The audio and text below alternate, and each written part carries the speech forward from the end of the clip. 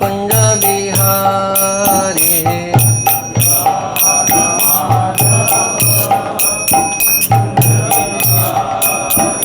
जय राधा माधव कुंज बिहारी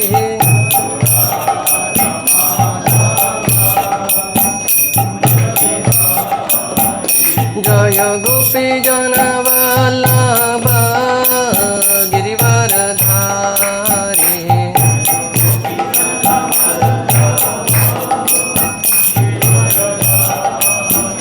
जय गोपी जन वल्लभ गिरिवरधारी जय गोपी जन वल्लभ गिरिवरधारी जय यशोदानंदन व्रज जन रंजन यशोदानंदन व्रज जन रंजन यशोदानंदन व्रज जन रंजन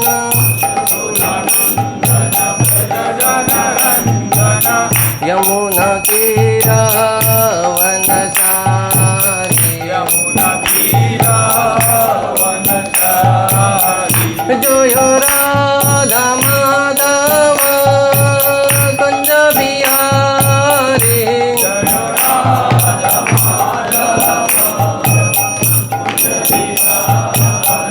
जय गोपी जन वल्लभ गिरिवरधारी जय गोपी जन वल्लभ गिरिवरधारी जय यशोदानंदन व्रज जन रंजन यशोदानंदन व्रज जन रंजन यमुना तीर वनचारी यमुना तीरा वनचारी हरे कृष्ण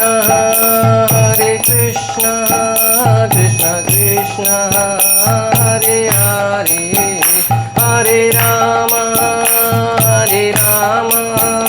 राम राम हरे हरे हरे कृष्ण कृष्ण कृष्ण हरे हरे हरे राम राम राम हरे हरे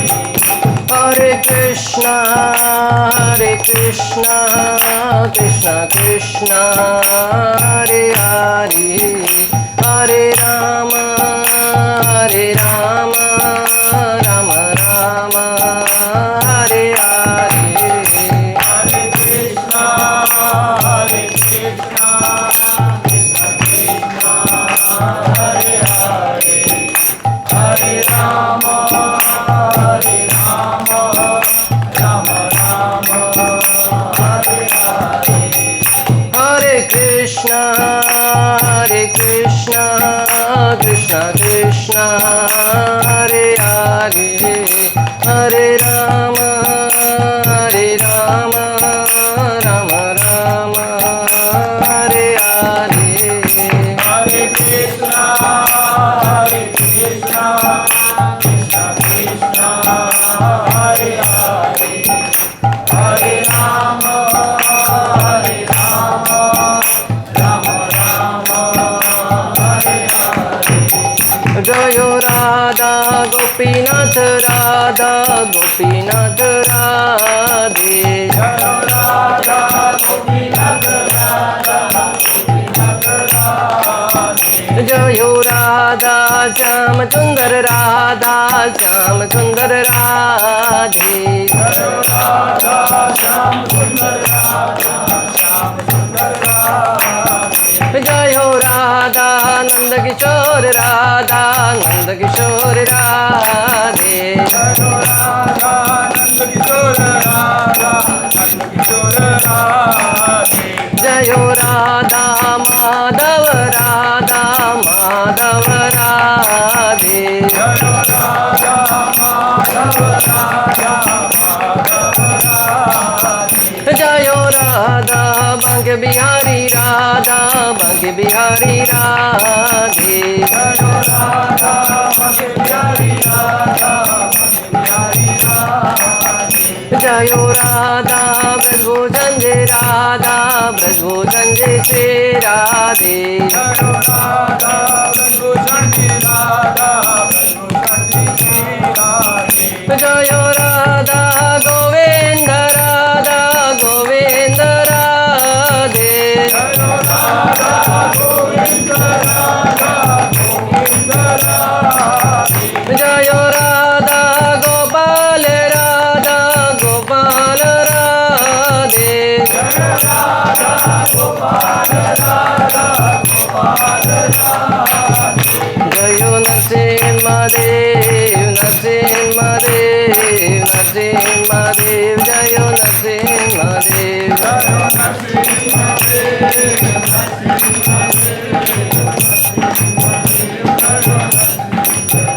जयो लक्ष्मी नरसिंह जयो लक्ष्मी नरसिंह जयो लक्ष्मी नरसिंह जयो लक्ष्मी नरसिंह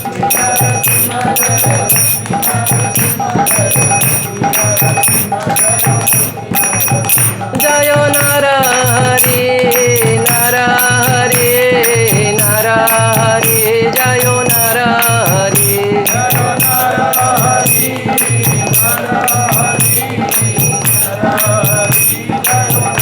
जयो प्रहलाद महाराज प्रहलाद महाराज प्रहलाद महाराज जयो प्रहलाद महाराज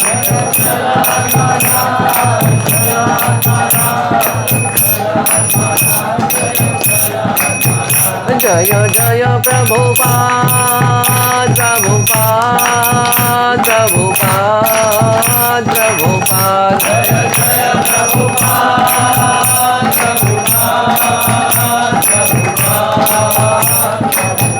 जय जय गुरुदेव गुरुदेव गुरुदेव गुरुदेव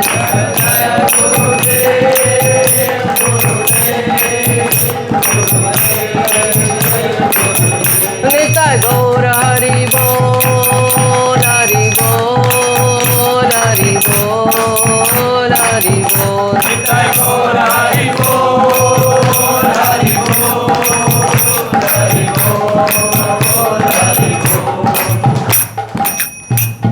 जय जय श्री विघ्न विनाशक लक्ष्मी नरसिंहदेव भगवान की जय। श्री श्री राधा गोपीनाथ भगवान की जय। श्री रुक्मणी द्वारकाधीश भगवान की जय। शिला प्रभुपाद की जय। समस्त गौर भक्त वृंद की जय।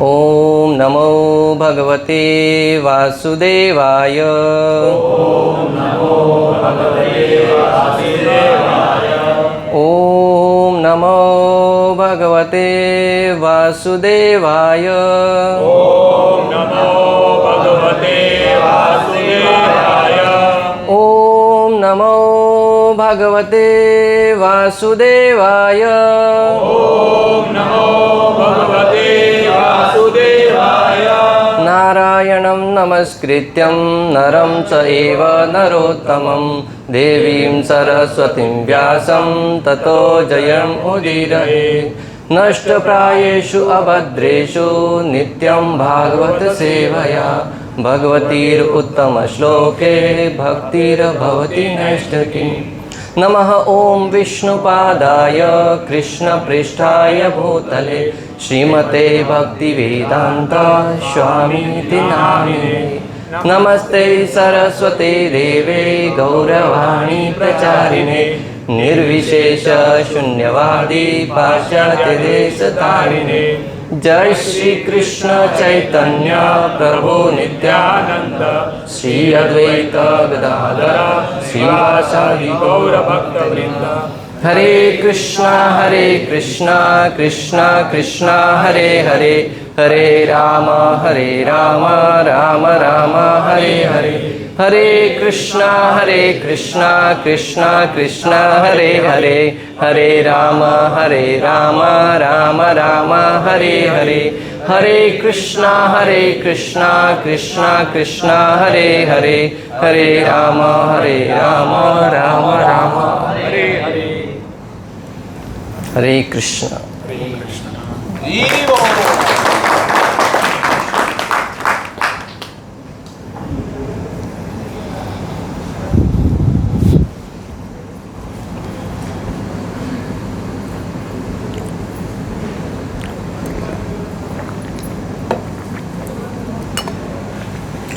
हरे कृष्णा। Thank you.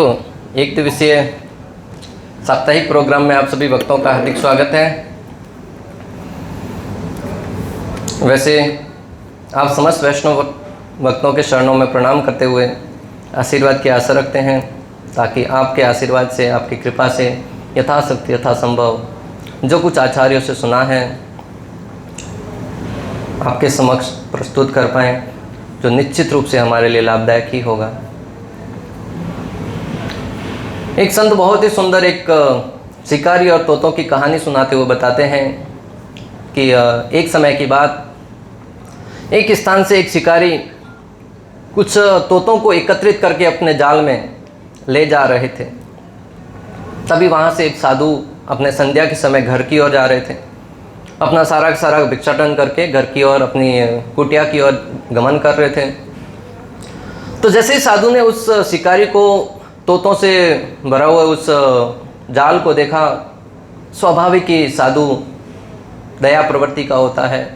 उस साधु ने शिकारी से नम्र निवेदन किया कि कृपा करके इन तोतों को मुक्त कर दीजिए। उस शिकारी ने कहा, निश्चित रूप से मैं मुक्त तो कर दूंगा, परंतु उसके बदले में कुछ धन तो देना पड़ेगा, क्योंकि मेरी तो आजीविका ही इसके ऊपर चल रही है।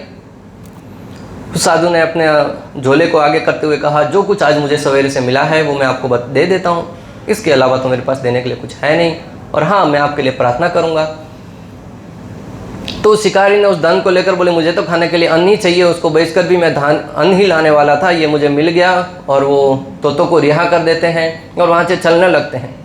परंतु जाने से पहले उस साधु से कहते हैं कि मान्यवर, मेरी आपसे एक प्रार्थना है। आज तो आपने इनको मुक्त करा दिया, परंतु मेरा तो रोज का ये कार्य है, आप कितनी बार मुक्त कराएंगे?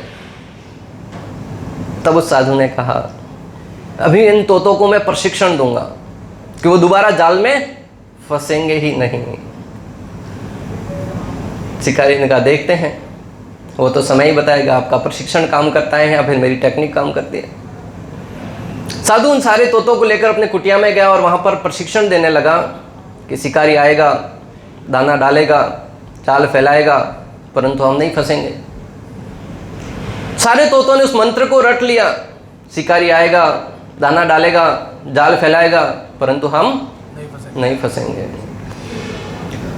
और तोतों का एक स्वभाव होता है, जो बताते हैं वो पुनः उच्चारण करते हैं। तो साधु को विश्वास हो गया कि अभी तो सारे तोतों ने इस मंत्र को सीख लिया है और इसका उच्चारण भी कर रहे हैं और इसका जीवन में पालन भी करेंगे।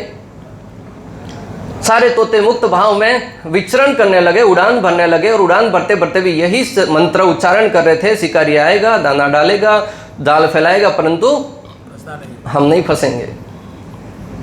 उधर शिकारी जाल फैलाकर बैठा हुआ था, दाना भी डाला हुआ था। वो सारे तोते उसी मंत्र को बोलते बोलते उसी जाल के ऊपर जाकर बैठकर दाना खाने लगे, और खाते खाते भी उसमें से कोई थे वो मंत्र का उच्चारण कर रहे थे। इतने में शिकारी ने अपने जाल को समेटा और सारे तोते पकड़े गए।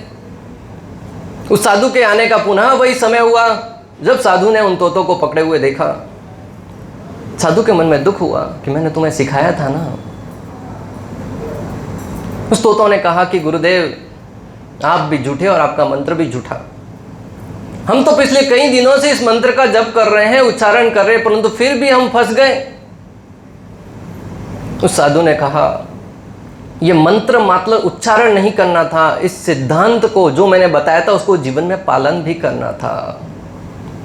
तो हम सब तो तोतों की बातें, विशेष रूप से मैं अपना कहता हूं, जो कुछ सुना है वो बता रहा हूं, परंतु जब तक जीवन में पालन नहीं करेंगे तब तक उन तोतों की बातें बार बार जन्म मृत्यु जरा व्याधि के इस चक्र में हम फंसते रहेंगे। कितने ही साधु हमारे जीवन में आएंगे, कई सिद्धांत सिखाएंगे, भले नाम जप का हो या सिद्धांत पालन करने का हो, परंतु जब तक हम उन सिद्धांतों को पालन नहीं करेंगे तब तक हम उस साधु को कोसते रहेंगे या किसी व्यक्ति विशेष की ओर हमारी उंगली जाएगी।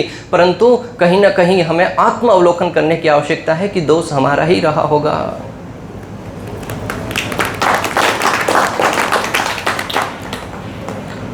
तो आप सबसे निवेदन है, जो कुछ समय निकालकर यहाँ पर आए हैं, अपनी निद्रा को भगाकर या छुट्टियों को छोड़कर तो इस सिद्धांत को सुनकर अपने जीवन में उतारने का प्रयास कीजिएगा, अन्यथा ये मात्र एक मनोरंजन, आध्यात्मिक मनोरंजन हो जाएगा।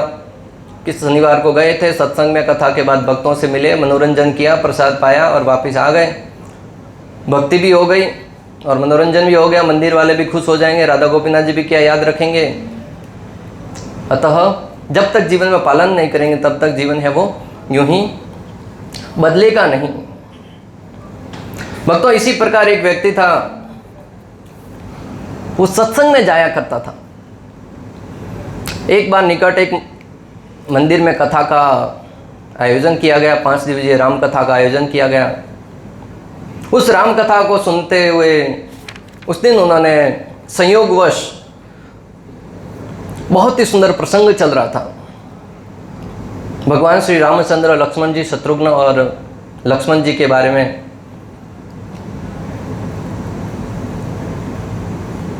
कि हमें जीवन में अनमोल क्या है।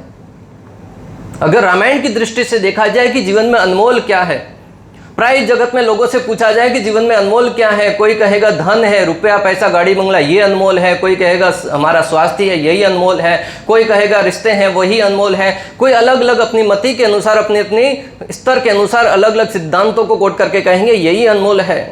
परंतु रामायण के पात्रों की दृष्टि से देखा जाए तो अनमोल क्या है। तो उस सभा में जब भगवान श्री रामचंद्र, लक्ष्मण जी, शत्रुघ्न और लक्ष्मण जी, भरत जी बैठे हुए थे, वहां पर पूछा गया, मानो शुरू में छोटे से शुरू करते, शत्रुघ्न से जब पूछा गया कि जीवन में अनमोल क्या है, तब शत्रुघ्न कहते हैं, शत्रुघ्न बोले वीरताई के समान भला और क्या। किसके समान? वीरताई के समान। एक वीर के लिए तो वीरता ही एक आभूषण होता है। जो वीर होते हैं ना, हमेशा ताक में रहते, कभी युद्ध करने का अवसर मिले। इस जगत में छोटे मोटे जो कोई जिम जाकर बॉडी बनाते, उनके हाथ में भी खुजली आती है, कहीं किससे कब झगड़ा करें। तो बड़े बड़े वीर जिन्होंने अनेक प्रकार की धनुर्विद्याएं सीखी हैं, तीरंदाजियां सीखी हैं, और उनके जीवन का पैसा ही वही है, दुकान पे जाना नहीं, युद्ध में विरोधियों को धूल छटाना। शत्रुघ्न, जो शत्रुओं का नाश करे वह शत्रुघ्न। तो वो कहते हैं कि वीरताई के समान भला और क्या। जब लक्ष्मण जी से पूछा गया तब लखन ने ऐसा कहा। क्या कहा लखन ने? मेरी सीता माई के समान भला और क्या। क्या कहते हैं लक्ष्मण? मेरी सीता माई के समान भला और क्या। भक्तों, एक पुत्र के लिए तो अपनी माता ही सब कुछ होती है। इस जगत में सारे रिश्तों में कुछ न कुछ खोट आ सकती है, परंतु एक पुत्र और माता का जो रिश्ता है उसमें कभी खोट आने की संभावना नहीं रहती है। हम जिस धराधाम पर बैठे हैं, महाराष्ट्र की भूमि पर एक बहुत ही महान माता हिरकणी नाम की एक कन्या, एक महिला हुई, जो प्रतिदिन शिवाजी महाराज के दुर्ग में अपना दूध बेचकर आजीविका चलाती थी। एक संत के मुख से सुना, बहुत ही प्रेरणादायक कहानी है। प्रतिदिन दुर्ग में जाती थी, दूध बेचकर शाम को संध्या को वापस आ जाती थी, और उसके घर पे एक छोटा सा पुत्र था, उनकी सेवा करती थी। प्रतिदिन की तरह उसी दिन भी वह दुर्ग में गई, परंतु उस दिन शायद लेट हो गया, और दुर्ग का नियम था कि संध्या ढलने के बाद, सूर्य अस्त होने के बाद दुर्ग के सारे द्वार बंद हो जाते थे। पुनः न तो कोई अंदर जा सकता था, न कोई बाहर आ सकता था। और जब उस दिन उसने देखा तो दुर्ग के द्वार बंद हो चुके थे, परंतु उसका ध्यान तो अपने पुत्र में था, जो घर पर अकेला था, उनकी माता की राह देख रहा था। उसने उस जहाँ पर बैठे हुए गार्ड से बहुत विनती करी, बहुत निवेदन किया कि मुझे छोड़ दो, अपनी सारी की सारी मजबूरियां बता दी, परंतु दुर्ग के भी कुछ सिद्धांत थे, उनको पालन करना उनका कर्तव्य था। बोले किसी भी कीमत पर आपको जाने नहीं मिलेगा। असहाय अवस्था में व्यक्ति क्या करेगा? निश्चित रूप से हार मानकर बैठ जाएगा, परंतु धन्य है माता हिरकणी जिन्होंने हार नहीं मानी। दुर्ग के चारों ओर उन्होंने परिक्रमा करी और देखा कहां से मैं जा सकती हूं। तो एक स्थान था जहां से कोई रास्ता नहीं था, जंगल के रास्ते होकर जाना पड़ रहा था। तो उस दुर्ग को फांद कर रात्रि के समय वह अकेली महिला उस जंगल में, कोई पिकनिक नहीं था, उस जंगल में शेर, चीता, बहुत सारे जंगली पशु थे जो खा सकते थे, परंतु उसके ध्यान में एक ही था, अपने पुत्र के पास जाना है। उस जंगल को चीरती हुई वह निडर महिला अपने घर को पहुंची और घर जाकर अपने पुत्र को दूध पिलाया और उस पुत्र की सेवा करी। और दूसरे दिन प्रातःकाल होते ही पुनः वह उस दुर्ग में आ गई। और जब दुर्ग पर आते हुए उस दुर्ग के द्वारपाल ने, क्योंकि उससे बहुत सारी पहले दिन बातें हुई थी, उसको याद था ये महिला तो अंदर थी, गई कैसे। तो यह विषय दुर्ग की सुरक्षा से संबंधित था, इसके लिए उस विषय को महाराज शिवाजी महाराज के पास ले जाया गया। तब शिवाजी महाराज ने उस महिला को बुलाकर पूछा कि तुम गई तो गई कैसे। तब उस महिला ने सारा वृत्तांत कह सुनाया। उस समय शिवाजी महाराज ने सोचा कि जगत में एक माता के समान इस जगत में और कोई नहीं है।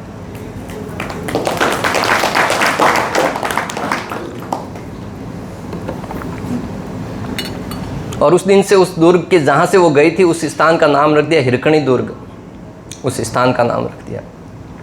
तो लक्ष्मण जी कहते हैं कि सीता माई के समान भला और क्या। आजकल के लोग माता पिताओं को नज़रअंदाज करते हैं। जब थोड़े से धन कमाने लगते हैं तो कहते हैं पिताजी आप चुप बैठो, आपको पता नहीं, आप नहीं जानते। परंतु वरिष्ठों के भी बहुत बड़ा मूल्य है समाज में। इस संदर्भ में एक छोटी सी कहानी। एक बार एक वरिष्ठ वृद्ध व्यक्ति ट्रेन से यात्रा कर रहे थे, तो मुंबई सेंट्रल से बैठे होंगे, पूरा का पूरा डब्बा खाली था, एकमात्र अकेला वृद्ध व्यक्ति। परंतु जैसे ही बोरीवली ट्रेन रुकी, एक 15-20 लोगों का झुंड, 20 लोग थे लगभग, युवा सारे पिकनिक पे कहीं तो जा रहे थे। अभी आजकल 4 धाम पे बहुत लोग जा रहे हैं। कल मैं देख रहा था न्यूज़ में कि पिछले 2 हफ्ते में 4,80,000 लोगों ने 4 धाम यात्रा करी है। 4,80,000 लोगों ने, और सारे के सारे लोग अधिकांश तो छुट्टी मनाने गए। तीर्थ से उनको कोई लेना देना नहीं है। कोई पिकनिक पे रील्स बना रहा है, केदारनाथ में जाकर रील्स बना रहा है, कई लोगों को पकड़ा भी गया है, वहाँ पर रील्स बनाना अलाउ नहीं है। तो भले वो किसी भी दृष्टि से जा रहे, घूमने जा रहे थे, वैसे ही 20 युवा उस ट्रेन में एकाएक चढ़ गए। और युवाओं का स्वभाव मनोरंजन करना, कुछ तूफानी हो जाए। अंदर बैठे, ट्रेन चलने लगी, हाथ में खुजली करे तो करे क्या, बोले चलो चैन खींचते हैं ट्रेन की। बोले खींचेगा कौन, किसी को आगे किया, बोले तुम कर सकता है। आगे किया, कोई ना कोई था, उतावलिया आगे आकर करने लग गया। परंतु उसको मन में विचार है, अगर चैन खींची तो निश्चित रूप से कोई आएगा और मुझे फाइन मारेगा, पैसा कौन देगा उसका। तो इतने में सबने कहा हम 200-200 रुपये एकत्रित करें। 20 लोगों ने 200-200 निकाला, 4,000 रुपये एकत्रित हुआ, एक व्यक्ति के जेब में रखा, बोले कि जैसे आएगा टीसी उसको फाइन दे देंगे। चैन खींचा, ट्रेन रुकी। इतने में व्यक्ति आया, पूछा कि ट्रेन किसने खींची। युवाओं के मन में अलग ही विचार चलते, उस वृद्ध व्यक्ति के ऊपर दृष्टि गई, बोले इसी ने खींची है। भाई एक तरफ 20 लोग, एक तरफ एक व्यक्ति, किसकी बात मानेंगे वो। वृद्ध व्यक्ति ने सोचा कि अभी मेरी बात यहाँ पर चलने वाली नहीं है, उन्होंने मना नहीं किया, बोले हाँ सर हमने चैन खींची। वो सारे अवाक रह गए, बोले इस वृद्ध व्यक्ति इतना जल्दी स्वीकार कैसे कर लिया, जबकि उसने तो खींची ही नहीं थी।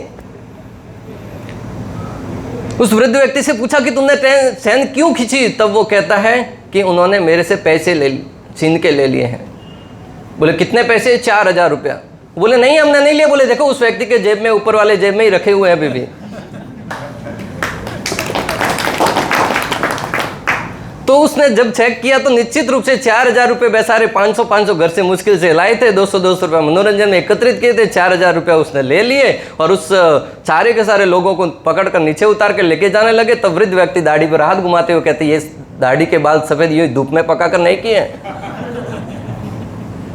तो मैं आपको जो बताना चाहता हूं, समाज में वरिष्ठों का बहुत महत्व है। उन्होंने जितने तजुर्बे देखे हैं, जितनी दिवालियां देखी हैं, शायद हम उस पड़ाव से अभी नहीं गुजरे हैं।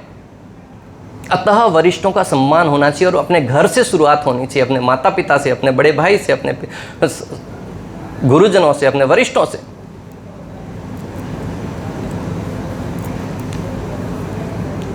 जब शत्रुघ्न से पूछा गया कि जगत में अनमोल क्या, तो क्या कहा, वीरताई के समान भला और क्या। जब लक्ष्मण जी से पूछा गया कि अनमोल क्या है, तो क्या कहा लक्ष्मण जी ने, सीता माई के समान भला और क्या। अभी बात आ रही है प्रभु श्री रामचंद्र की। जब भगवान श्री रामचंद्र से पूछा गया तो मुस्कुरा कर श्री राम बोले जग की भलाई के समान भला और क्या। जग की भलाई के समान भला और क्या। भगवान श्री रामचंद्र राजा थे। एक राजा के लिए अपनी प्रजा ही सब कुछ होती है। अगर प्रजा गलत कार्य करती है और राजा सही निर्देशन नहीं देता तो प्रजा का पाप का 6ठा हिस्सा राजा को भुगतना पड़ता है। और भगवान श्री रामचंद्र इस बात को जानते थे। तो भगवान श्री रामचंद्र कहते हैं कि प्रजा की भलाई के समान भला और क्या।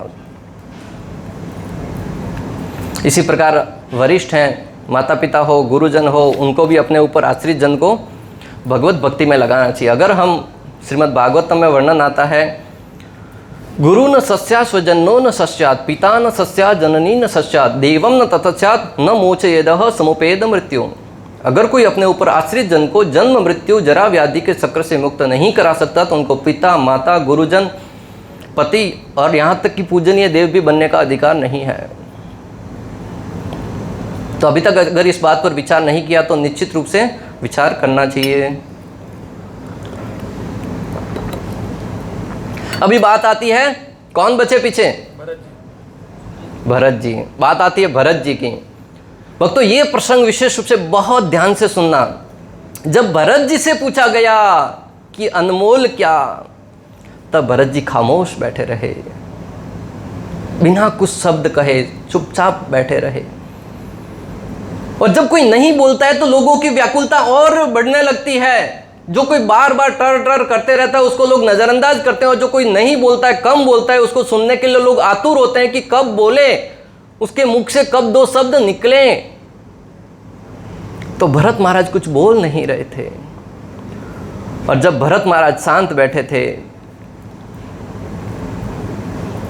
तब लोगों की व्याकुलता को देखते हुए भरत महाराज की अश्रुओं से रहा नहीं गया।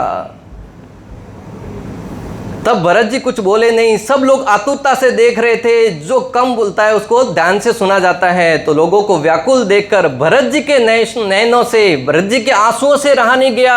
भरत जी के नैनों से आंसू गिरकर ये बोले कि बड़े भाई के समान भला और क्या। क्या कहते हैं कि जग में बड़े भाई के समान भला और क्या। बहुत ही सुंदर प्रसंग। जगत में भाई भाई के मध्य थोड़े से धन के लिए या किसी न किसी के बारे में युद्ध हो रहे हैं, एक दूसरे की प्रॉपर्टी हड़पने के लिए या किसी प्रकार के तरीके से उनको फंसाने के लिए प्रयास चल रहे हैं। परंतु भरत महाराज को अगर आप रामायण के प्रसंग में कुछ सीखना चाहते तो उनसे सीखिए कि वो अपने भाई के प्रति कितने प्रेम से रहते थे, कितने कृतज्ञ रहते थे। इस जगत में अगर कोई व्यक्ति अपने भाई को धोखा देकर आगे बढ़ना चाहता है तो मैं आपको सचेत कर दूं कि जीवन में कोई ऐसा रास्ता नहीं है जो भाई के जिम्मेदारियों को ऊपर पांव रख के आप आगे बढ़ना चाहें और आपको सफलता के शिखर पर पहुंचाने में सहायता करें। भले वो छोटा भाई हो या बड़ा भाई हो, इस जगत में किसी भी व्यक्ति को अपने भाई के समान भला और क्या। जगत में जीवन में कुछ भी समस्याएं संकट आएंगे, निश्चित रूप से जगत के लोग एक एक करके हमसे किनारा करते जाएंगे, परंतु हमारा भाई होगा जो निश्चित रूप से हमारे साथ खड़ा होगा।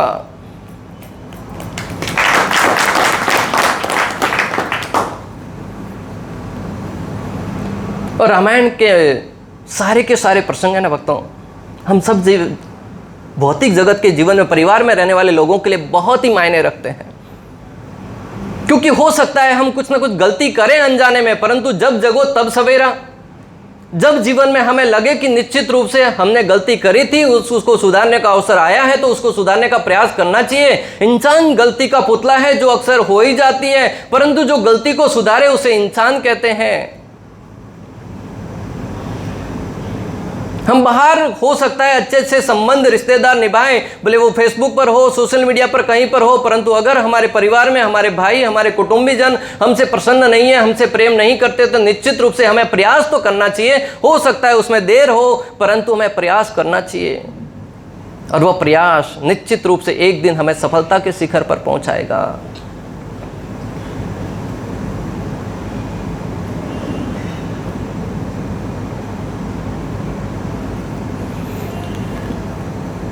और जो व्यक्ति, मैं शुरुआत करी थी कथा की कि व्यक्ति कथा सुनने के लिए गया था 5 दिन की, रामायण का ये प्रसंग सुनकर अपने भाई से पिछले कई वर्षों से बात नहीं कर रहा था, किसी धन को लेकर वहां से भागता हुआ गया, अपने भाई के चरणों में गिरकर प्रार्थना करने लगा कि आप मुझे क्षमा कर दो। अगर कथा में आकर कथा सुन के कुछ परिवर्तन नहीं आता तो निश्चित रूप से कथा में जाना व्यर्थ है। उस व्यक्ति ने जीवन में एक सिद्धांत तो सीखा, भक्ति तो बहुत ऊंचा लेवल है भक्तों। एक भक्त श्रील प्रभुपाद जी के पास आकर कहते हैं, श्रील प्रभुपाद हमने जीवन में चारों नियमों का पालन करता हूं, अब मुझे दीक्षा दे दीजिए, अब मैं भक्त बन गया हूं। तब श्रील प्रभुपाद कहते हैं, अभी तो तुम इंसान बने हो। क्या बने हो? इंसान। भक्त तो बहुत ऊंची चीज है भक्तों। इस जगत में लोग देखो आज अपनी इंसानियत से नीचे गिरते जा रहे हैं। किसी कुत्ते को कहना नहीं पड़ता तुम कुत्ता बनो, किसी बंदर को कहना नहीं पड़ता बंदर बनो, किसी गाय को कहना नहीं पड़ता गाय बनो। वो अपने व्यवहारिक कार्य सारे के सारे करते हैं, परंतु दुर्भाग्य के साथ कहना पड़ रहा है इंसान को कम से कम इंसान तो बनो, क्योंकि इंसान अपने मानवीय मूल्यों से गिरता जा रहा है। आए दिन न्यूज में देखते हैं, वहां पर मर्डर हो गया, वहां पर ये चोरी हो गया, वहां पर उसने उसको मार दिया, इसने इसको मार दिया। न्यूज में होता क्या है? स्थान और काल परिवर्तित होते हैं, खबर वही रहती है, हत्याएं, चोरी, डकैती, मर्डर, मात्र यही रहती।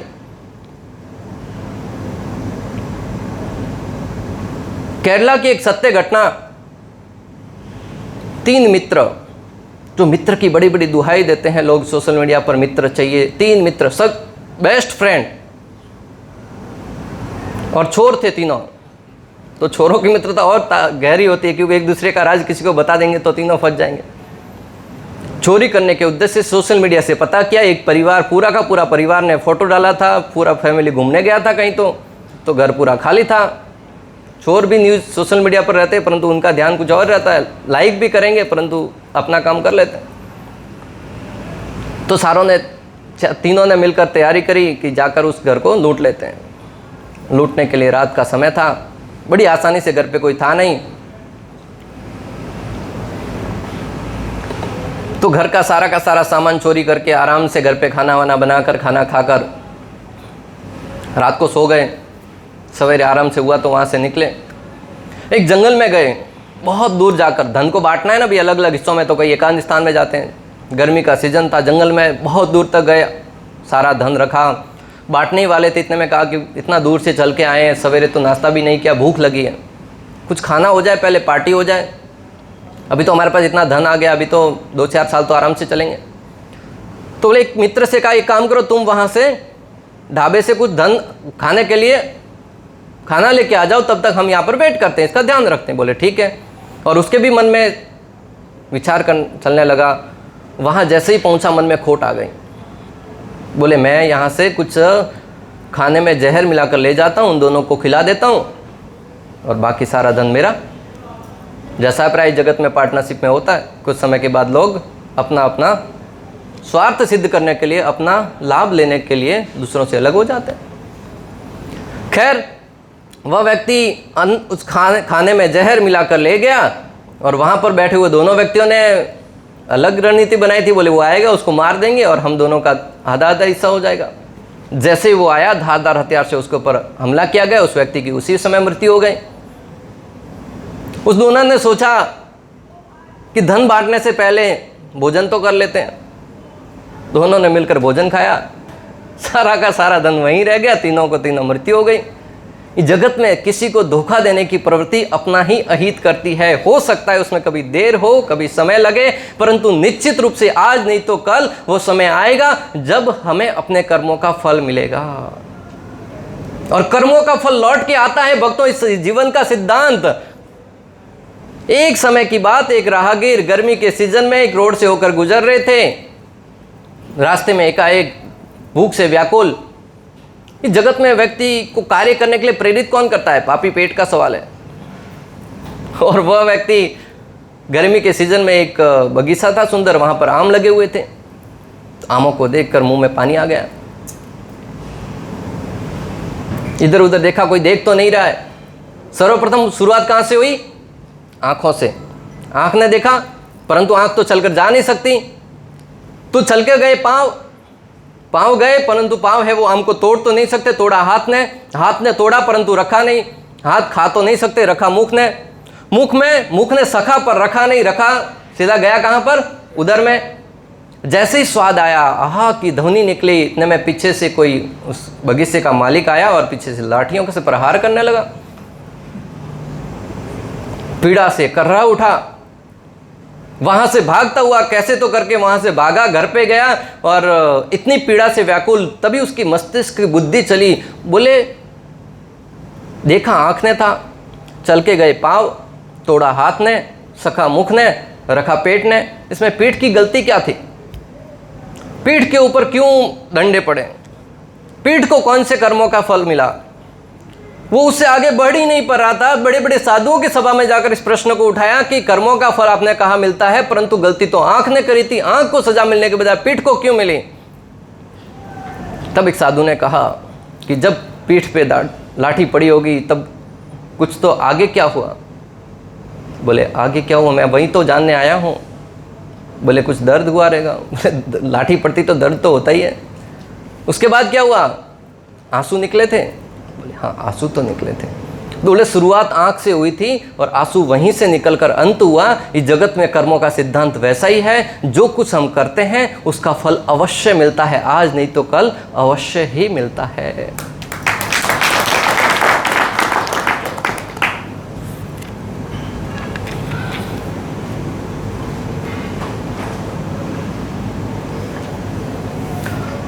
ये तो रही भाइयों के मध्य प्रेम की बात। अभी पिता पुत्र के मध्य प्रेम की एक बहुत ही सुंदर कहानी।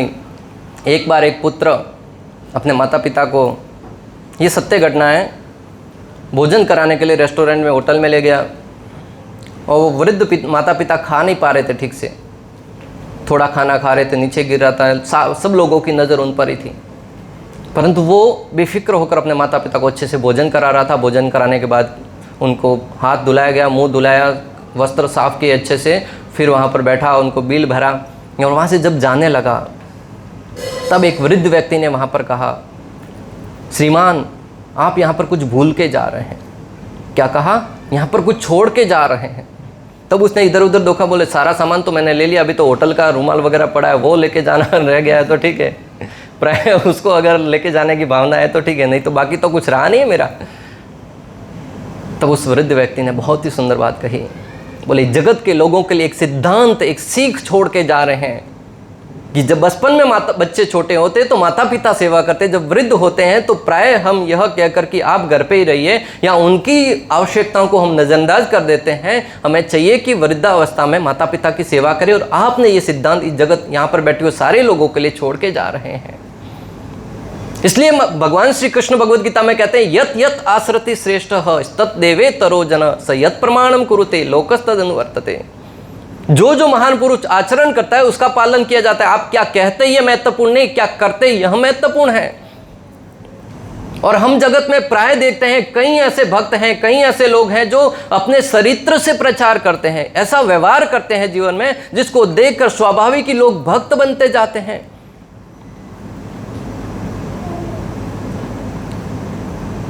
तो भक्त मात्र आडंबर नहीं है, बल्कि भगवान श्री कृष्ण के आदेशों का पालन करना है, जो संपूर्ण सृष्टि के स्वामी हैं। इस जगत में माता पिता कब प्रसन्न होते हैं? एक कोने में बिठाकर आप अच्छे से आरती करेंगे तो नहीं, जब उनके आदेशों का पालन किया जाता है। अगर पिता बार बार कहता रहे बेटा रात को जल्दी घर आया करो, परंतु आप रात को देर रात तक घूमते रहते हैं और सोचते हैं कि पिता को अच्छा गिफ्ट लाके दूंगा बर्थडे पे, पिता खुश नहीं होने वाले। पिता क्या कहता है कि फोन नहीं देखना है या कार्य नहीं करना है, वो करेंगे तब माता पिता प्रसन्न होते हैं। अरे जगत का एक छोटा मोटा माता पिता जब आपके आदेश का पालन होता है तब प्रसन्न होता है, तो इस सृष्टि के संपूर्ण ब्रह्मांड के स्वामी अखिल ब्रह्मांड नायक भगवान श्री कृष्ण, जो भगवद गीता 9.17 में कहते हैं, पिता हमस्य जगतो माता धाता पितामह, मैं संपूर्ण सृष्टि का माता पिता और परम पिता भी मैं ही हूं। वो कब प्रसन्न होंगे? शनिवार को आ गए मंदिर में, भगवान को एक फूल ऑफर कर लिया, वो फूल भी यहीं का और लेकर जाकर मात्र ऑफर कर दिया, कैसे प्रसन्न होंगे भगवान? मैं आपसे पूछ रहा हूं, कैसे प्रसन्न होंगे? सिद्धांतों का पालन करेंगे। कौन से सिद्धांत? सब सीख के जाएंगे। भगवत गीता, भगवान श्री कृष्ण ने भगवत गीता में हमारे लिए आदेश दिया है, यत् करोसि यद् सनासि यज्जुहोषि ददासि यत् पत्स्यसि कौन्तेय तत्कुरुषो मदर्पणम् सर्वधर्मान् परित्यज्य माम एक शरणं व्रज अहम त्वां सर्वपापेभ्यो मोक्षयिष्यामि मा शुचः। सारे तथाकथित धर्मों को छोड़कर एकमात्र मेरी शरण में आ जाओ, और कोई नहीं। श्री कृष्ण बहुत ऐसी डिमांड करते हैं कि और कोई नहीं, इस हृदय में एकमात्र मैं होना चाहिए। और ब्रजवासियों से इतने आकर्षित क्यों रहते थे? क्योंकि ब्रजवासी अपने पुत्र को छोड़कर श्री कृष्ण से अधिक प्रेम करते थे। और महाप्रभु ने हमें उस क्षेत्र में कंजूस बनना सिखाया। नाम महाधन है अपनो, नहीं दूसरी संपत्ति और कमानी। महाप्रभु कहते हैं कि हमें एकमात्र हरिनाम के प्रति आसक्त होना है। हरिनाम ही हमारी वो धन है जिसको छोड़कर हमें कुछ और नहीं चाहिए। एक दानसन नाम का बहुत बड़ा धनवान सेठ था। जितना धनवान था उतना ही कंजूस था। एक फुटी कौड़ी खर्च नहीं करता था। उसकी पत्नी ने कहा, इतने वर्षों से तैयारी कर रहे हो, अभी तो कुछ थोड़ा तो, आपके बाजू में ही गंगा बहती है, वहां पर जाकर कम से कम स्नान तो करके आ जाओ, तीर्थ में जाकर स्नान तो करके आ जाओ, स्विमिंग तो करके आ जाओ थोड़ा। दानसन ने सोचा 12 किलोमीटर दूर है यहां से गंगा जी, बस से जाऊंगा तो 5-10 रुपए तो लग जाएंगे। अतः सवेरे जल्दी जगकर चल के जाना निश्चय किया। पैदल नहीं निकल पड़ा। 12 घंटे की दूरी है वो कुछ ही समय में तय कर दी। वहां जाकर देखा सब जगह पुजारी खड़े थे, पंडा खड़े थे, दक्षिणा लेने वाले। गंगा स्नान करोगे तो पंडा को दक्षिणा देनी पड़ेगी। दूर देखा एक मुर्दा घाट था, मुर्दा घाट। वहां पर कोई पंडा नहीं था। तो वहां जाकर सोचा यहाँ पे स्नान करता हूँ, कोई मुर्दा आया हुआ नहीं है। इधर उधर देखा कोई नहीं था, तो सारे कपड़े निकाले, तौलिया पहना और अंदर प्रवेश किया गंगा जी में। ये दृश्य देखकर भगवान को कौतूहल सूझी। भगवान अपने धाम में बैठे बैठे सोचा कि ये भक्त कितना कंजूस है, आज इसके साथ खेल खेला जाए।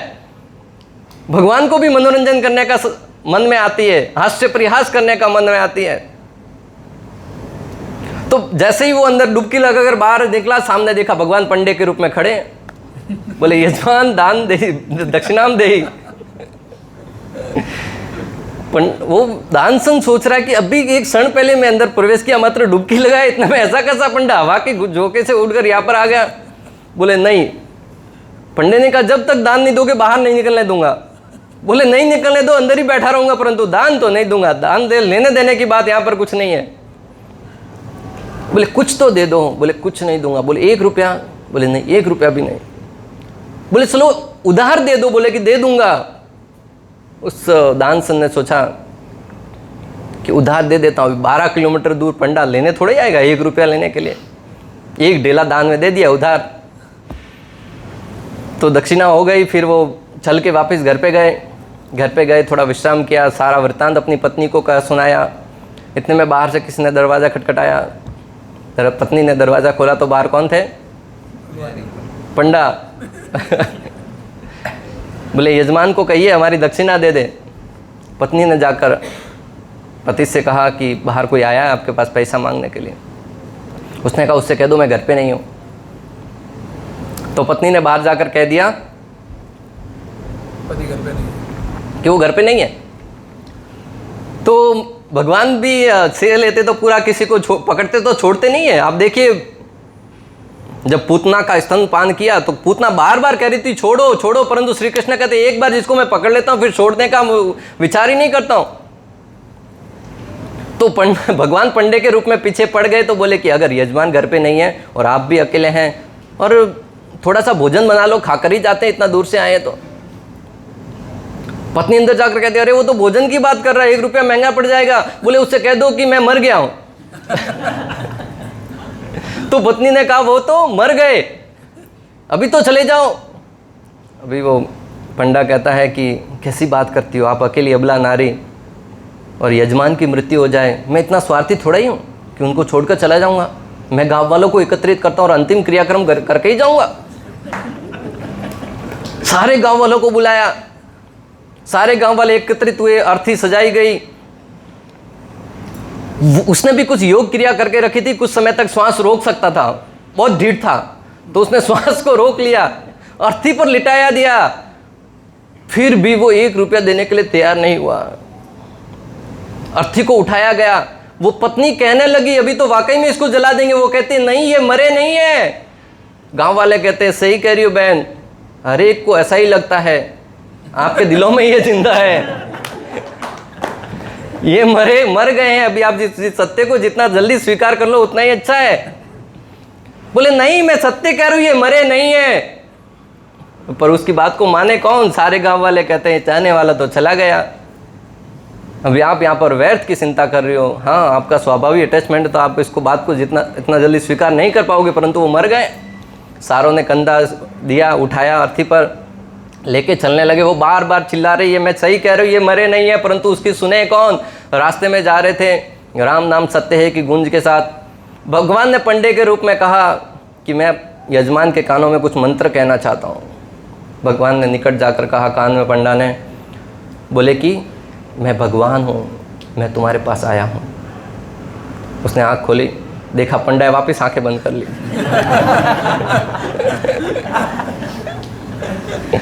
भगवान सोच रहे ये तो मेरे से भी बड़ा डीठ निकला, इतना बड़ा कंजूस। अंत में भगवान ने कहा कि मैं स्वयं वास्तव में भगवान हूँ, तुम जो कुछ मांगना चाहते हो वरदान के रूप में मुझसे मांग लो, मैं तुम्हारी इस कंजूसी से प्रसन्न हुआ। कंजूसी भी करो तो उस हद की करो कि भगवान आपके लिए अवतरित हो जाए। तब उसने जो कहा भक्तों, वह कहता है ढेला दीजो छोड़, ढेला यानी रुपया, उसको रुपये को छोड़ दो। अरे भगवान सामने खड़े कुछ भी मांग सकता था, परंतु कहता है कि उस रुपये को छोड़ दो, दान में दी हुई दक्षिणा के 1 रुपये को छोड़ दो, यही मुझे वरदान चाहिए। हम भी जगत में छोटी मोटी वस्तुओं के पीछे भगवान के सामने जाते हैं तो पुत्रम देई, धनम देई, गाड़ीम देई, बंगलाम देई, जो अखिल ब्रह्मांड नायक भगवान श्री कृष्ण जब कुछ देने के लिए सामर्थ्य रखते हैं। श्रीमद् भागवतम में वर्णन आता है, 6ठे स्कंद में भगवान श्री कृष्ण कहते हैं कि मेरे भक्त मुझसे कुछ भी जगत की वस्तु नहीं मांगते हैं, क्योंकि वो मूर्ख नहीं है। स्वाभाविक सुलभता से मैं जो कुछ उनको दे सकता हूं उसके लिए कभी वो मांग नहीं करते हैं। हालांकि मैं देता हूं परंतु वो मांग नहीं करते हैं। तो हमें कंजूस बनना है, परंतु हरिनाम के प्रति एक एक नाम को ध्यान पूर्वक गिनना है। नाम महाधन है अपनो, इस बात को ध्यान रखना है। तो भगवान श्री कृष्ण की इस दिव्य कथाओं को प्रतिदिन आप सुनते ही हैं। संपूर्ण सृष्टि के स्वामी भगवान श्री कृष्ण के आदेशों का पालन करना। अगर भगवान श्री कृष्ण के आदेश का पालन करते हैं तो निश्चित रूप से भगवान हमारे कार्यों से प्रसन्न होंगे। जैसा मैंने पहले कहा, भगवान की सबसे बड़ी सेवा है उनकी आज्ञा का पालन करना, अपनी सुविधा या अपनी सुविधा के अनुसार नहीं, भगवान के आदेशानुसार। हम कभी कभी अपनी सुविधा के अनुसार कि प्रभु जी ने ऐसा कहा है, प्रभुपाद जी ऐसा कह के गए हैं। श्रील प्रभुपाद एक बार जब टैक्सी से जा रहे थे, टैक्सी से उतरे, टैक्सी वाले के पास पैसा छुट्टा नहीं था, तो प्रभुपाद जी ने रुक कर भी वो छुट्टे पैसे लेके गए। तो कुछ भक्तों ने अपने जीवन में सिद्धांत को बना दिया। एक प्रभु जी के मुख से सुन रहा था, बोले वो प्रभु जब भी किसी टैक्सी से जाते, बोले प्रभुपाद जी ने 1 रुपया नहीं छोड़ा, मैं भी 1 रुपया नहीं छोड़ूंगा। अरे प्रभुपाद जी ने तो और भी बहुत कुछ कहा है, इतनी सारी पुस्तकें लिखी हैं, इतने सारे सिद्धांत बताए, उनमें से पालन करने के बजाय मात्र टैक्सी वाले के पीछे क्यों पड़ा है कि प्रभुपाद जी ने कहा है। वैसे हम अपनी सुविधा के अनुसार, अपनी सामर्थ्य के अनुसार योजनाओं को बनाते हैं। एक बार एक व्यक्ति गुरु के पास गया और गुरु से कहा गुरुदेव दीक्षा दे दो। गुरुदेव भी उसी ताक में थे, कब कोई सेला मिले, उससे कुछ दक्षिणा, कुछ सेवा करवाएं। ठीक है, आ जाओ, आज से तुम सेले, हम गुरु। कुटिया में गए, कुछ ज्ञान की बातें हुई, इतने में बारिश होने लगा। गुरु ने कहा वत्स जरा बाहर देख के आओ, गाय है वो बाहर खड़ी है बारिश में, तो उसको थोड़ा खोल दो बंधन से ताकि वो सुरक्षित स्थान पर जा सके। इतने में आलसी शिष्य कहता है गुरुदेव जो स्वयं बंधन में होगा किसी और को क्या खोलेगा। खोलने का काम तो आपका है, हम तो बंधन में स्वयं पड़े हैं, हम क्या किसी को खोलेंगे। गुरुदेव सोचने लगे शिष्य नहीं गुरु ही मिला है। गुरुदेव खुद गए, गाय को खोल के आए।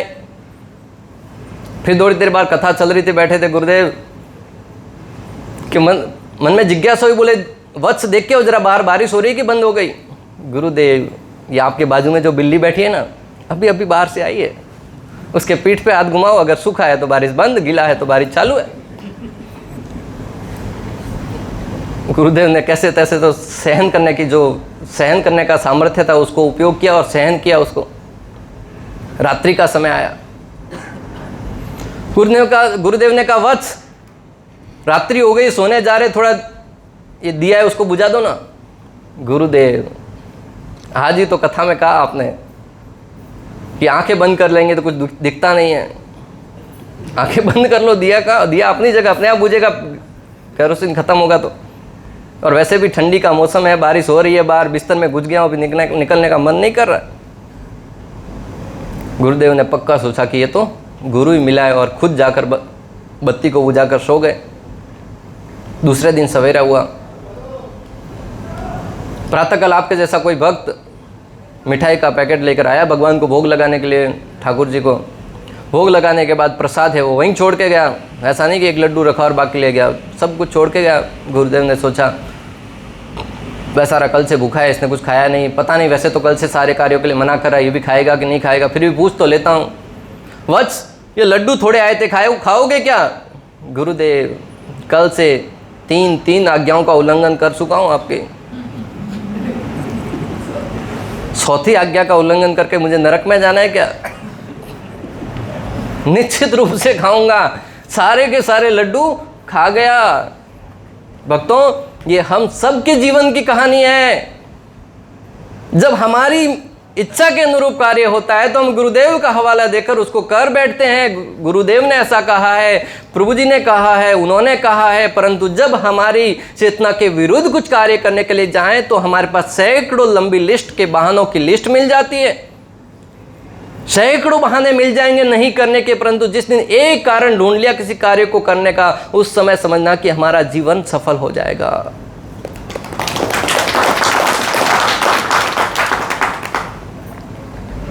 और इसका जीता जागता दृष्टांत हमारे समक्ष बैठे हैं इस्कॉन संस्था के संस्थापक आचार्य कृष्ण कृपा मूर्ति श्री श्रीमद एसी भक्तिवेदांत स्वामी श्रील प्रभुपाद, जिन्होंने अपने गुरु के एक आदेश को कि पाश्चात्य जगत में जाकर प्रचार करना है कभी भूले नहीं थे, हमेशा स्मरण रखा। और अपनी 70 वर्ष की आयु में भी इस ऐशो आराम की दुनिया को छोड़कर पाश्चात्य जगत में जाकर प्रचार किया।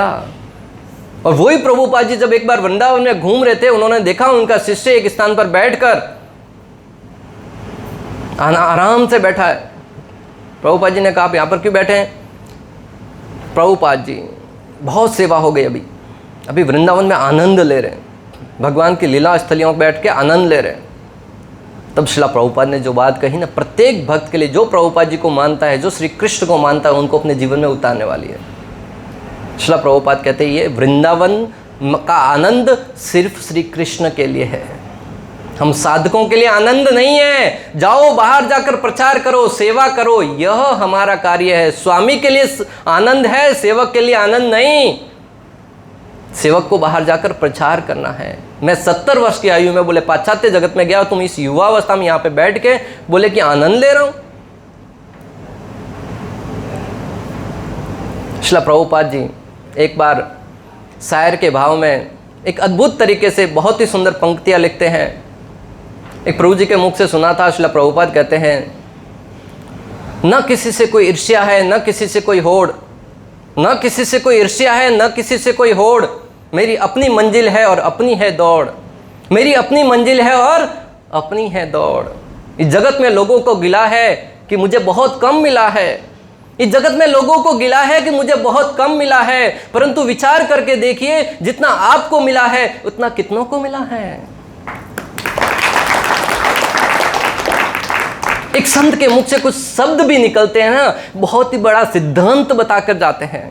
बहुत बड़ा सिद्धांत सिखाकर जाते हैं कि हम प्राय रोते रहते हैं, मुझे ये नहीं मिला, वो नहीं मिला, हमारा स्वास्थ्य वैसा है वैसा है। ऐसे जगत में कितने लोग हैं जिनका स्वास्थ्य हमेशा खराब ही रहता है, या उनके पास धन की कमी है, हर ओर से हमारे से कम है।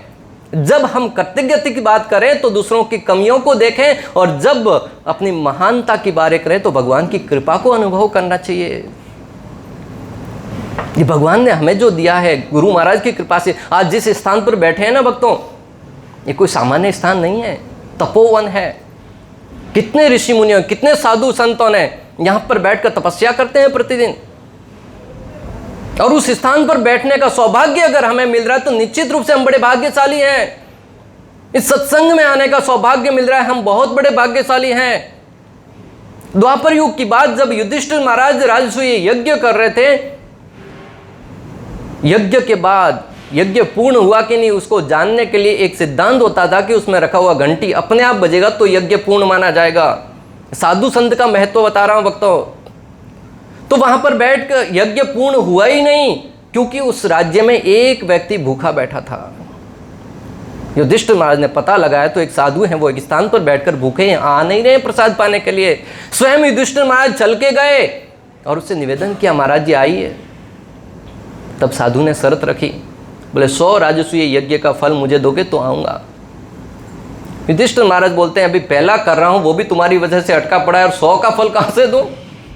अभी शुरुआत करिए, बोनी भी नहीं हुई है और तुम बोल रहे 100 का फल दो।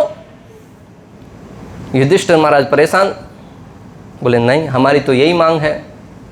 मांगे, बोले जब तक आप दोगे नहीं तब तक हम आएंगे नहीं। युधिष्ठिर महाराज थक हार कर वापस लौट आए। घर पर मुंडी लटका कर बैठे थे, इतने पर उनकी अर्धांगिनी उनके निकट आकर कहती है कि बात क्या है? बोले छोड़ो, जब मेरे से नहीं बना तो तुमसे क्या होगा। परंतु बहुत बार निवेदन करने पर उन्होंने बता दिया कि अगर तुम कर सको तो करो। जब द्रौपदी मैया स्वयं वहां पर जाती है और साधु से निवेदन करती है कि चलो महाराज, बोले अभी आपके स्वामी आए थे, उनको जो बताया आपको भी वही बता रहा हूं, 100 यज्ञ का फल जब तक नहीं मिलेगा हम यहां से हिलेंगे भी नहीं।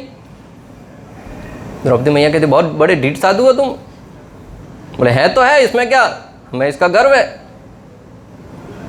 तब द्रौपदी मैया जो बात कहती है, संत मिलन को छालिए तजमान अभिमान, एक एक पग आगे धरूं कोटि यज्ञ समान। द्रौपदी मैया ने इतना कहा कि संत मिलन को छालिए तजमान अभिमान, एक एक पग आगे धरूं कोटि यज्ञ समान। बोले संत मिलन को जाते हैं तो उसमें एक एक पग आगे बढ़ाते हैं, उसमें करोड़ों यज्ञ का फल मिलता है, उसमें से 100 यज्ञ का फल आप रख लेना, बाकी मुझे दे देना, आप चलिए। इतना सुनते ही साधु खड़ा हुआ और भागने लगा, और भागता हुआ पर गया, प्रसाद पाया और यज्ञ पूर्ण हुआ।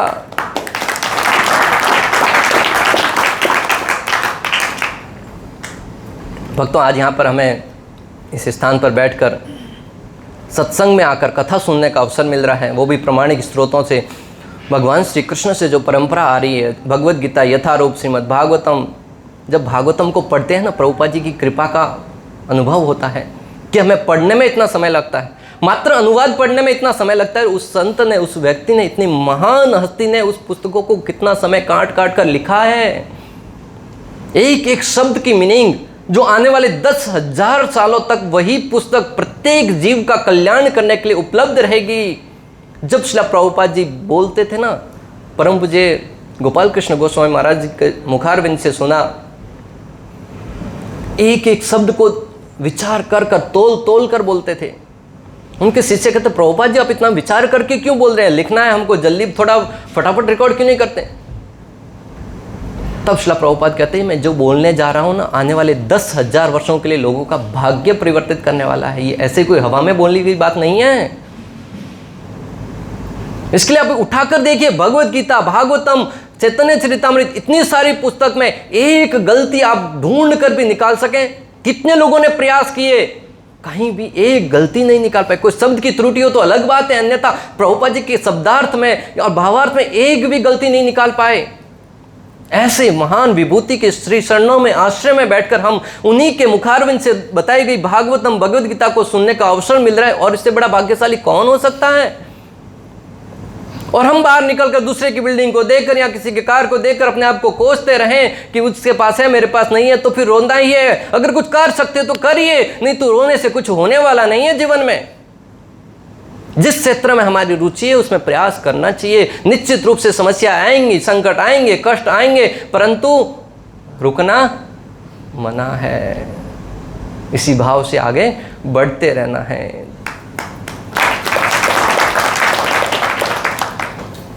अंतिम एक बात आपके समक्ष रख के आज की कथा को विराम देंगे।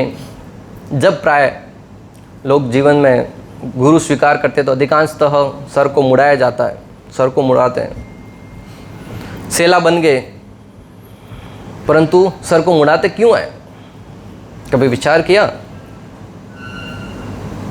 एक संत ने बहुत ही सुंदर व्याख्या करी कि सर को मुड़ाने का अर्थ है कि अभी हमें जीवन को मोड़ना है। जब सर मुड़ा हुआ दिखे तो हमें हमेशा स्मरण रहे। प्राय लोग पूछते हैं ना, ये टकले क्यों होते हैं या सर के बाल क्यों निकाल देते हैं? तो एक संत ने बहुत ही सुंदर व्याख्या करी कि उनको स्मरण रहता है कि अभी हमें जीवन को मोड़ना है, प्रपंच से परमात्मा की ओर, इस जगत से जगदीश की ओर, इस जगत की समस्याओं से समाधान की ओर, इस भौतिक जगत के दुख कष्टों से परम लोक गोलोक धाम से भगवान श्री कृष्ण की ओर हमें जीवन को मोड़ना है। जब हमारा जीवन मुड़ेगा तो निश्चित रूप से हमारा जीवन परिवर्तित होगा।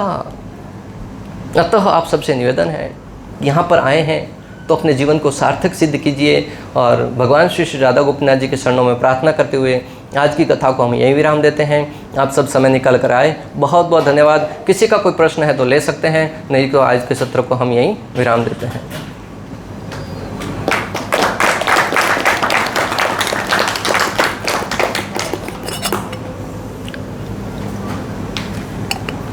Thank you.